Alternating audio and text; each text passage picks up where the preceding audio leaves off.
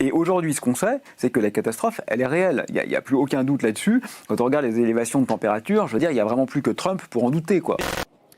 Je sais tous les débats qu'il y a eu sur le sujet du CETA. Je l'ai défendu par esprit de cohérence, parce que c'est un accord qui améliore tout un tas de choses. L'homme de 1962 est particulièrement inconscient. Et je recevrai, 3 mois après mon élection, si je suis élu, ces conséquences et j'en tirerai toutes les conclusions. Je le porterai vers nos partenaires européens pour alors faire modifier ce texte. Madame la Présidente, chers collègues, la ratification du CETA par l'Assemblée nationale serait un scandale écologique de grande ampleur. Une décision à contretemps des enjeux de notre époque. Nous n'avons plus le temps pour les compromis au rabais. Donc le curieux retournement de François de Rugy. Le président de l'Assemblée, qui était plus que réservé autrefois sur le fameux CETA, ce traité de libre-échange entre l'Europe et le Canada, le défend aujourd'hui alors qu'il entre provisoirement en vigueur. Ce traité ne serait pas aussi sulfureux qu'on le dit. Il y a en revanche beaucoup de mensonges qui sont racontés, parce qu'on nous dit que c'est contraire à l'accord sur le climat, ce qui est totalement faux.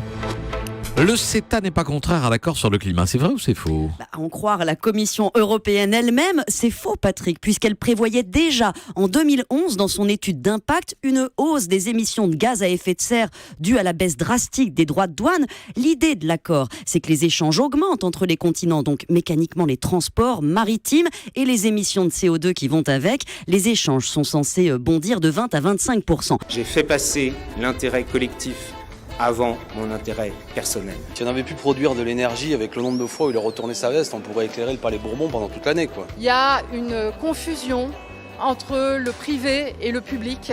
Peu importe ce qui sera démontré sur la véracité des faits, il est important qu'on retrouve le temps de la présomption. Eh bien, on ne peut pas dépenser des bouteilles de vin à 500 €. Il ne poursuit qu'un objectif, protéger notre majorité. Il n'y a pas d'écologiste conséquent dans ce pays qui peut accepter un contrat pareil. Plus grave que la démission de M. de Rugy, c'est la signature du CETA. Le CETA, par exemple, va accroître les émissions de gaz à effet de serre entre l'Union européenne et le Canada. En important plus de biens et de services des deux côtés de l'Atlantique, on émet plus d'émissions de gaz à effet de serre, donc le réchauffement climatique va s'accélérer, c'est incompatible avec l'accord de Paris. Le deuxième élément qu'on peut mentionner, c'est qu'aujourd'hui on a besoin de politiques très offensives en matière de transition énergétique, de sobriété énergétique, d'efficacité énergétique, de développement des énergies renouvelables. Les règles du commerce international, telles qu'elles existent, telles qu'elles vont être renforcées par le CETA, vont rendre plus difficile de développer des politiques très offensives en matière de développement des énergies renouvelables, parce qu'en général, les multinationales, ils sont plutôt rétives. Le troisième élément, c'est qu'on sait par exemple aujourd'hui faire de manière extrêmement précise, fonctionnelle, de la restauration collective basée principalement sur de l'alimentation locale et bio. Et il se trouve que les accords commerciaux internationaux et le CETA rendent plus difficile la possibilité de mettre en œuvre des politiques de ce type au niveau des collectivités territoriales, parce que finalement les multinationales ont moins intérêt à fournir des produits locaux et bio que de fournir des produits qui viennent des quatre coins de la planète.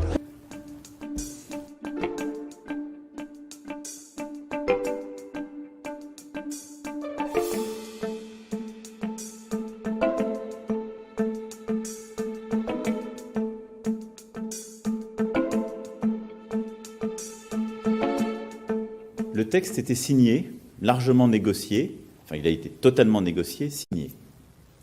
Et donc il n'y avait plus qu'à être ratifié. Je ne fais preuve d'aucune naïveté, mais j'invite chacun à regarder la situation dans laquelle nous sommes. Quel est le résultat de cette course au mieux-disant ?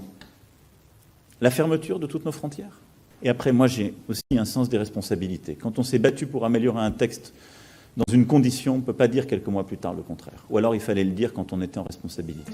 En fait, ce traité est composé de 2 types de dispositions. D'abord, celles qui relèvent des compétences exclusives de l'Union européenne. Elles représentent plus de 90% du texte et sont déjà appliquées depuis septembre 2017. Par exemple, depuis 2 ans, 98% des produits échangés sont exemptés de droits de douane. Et puis, il y a les 10% restants, c'est-à-dire tout ce qui relève d'une compétence partagée entre l'UE et les pays membres. Et cette partie du texte, pour qu'elle s'applique, il faut l'accord de tous les parlements des membres de l'UE.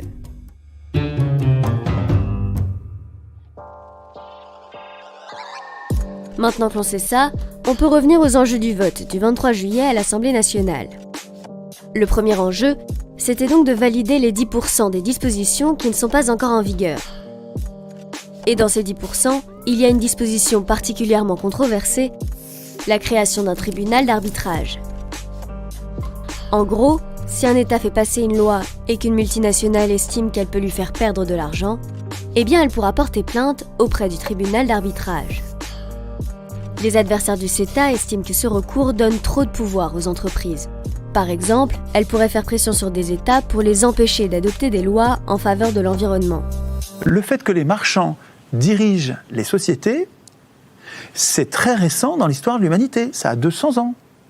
Et ça a commencé il y a 300 ans avec la Banque d'Angleterre, quand les banquiers ont commencé à accéder à la création monétaire. Alors là, ils ont commencé pendant un siècle à devenir suffisamment riches pour corrompre et accéder au pouvoir politique.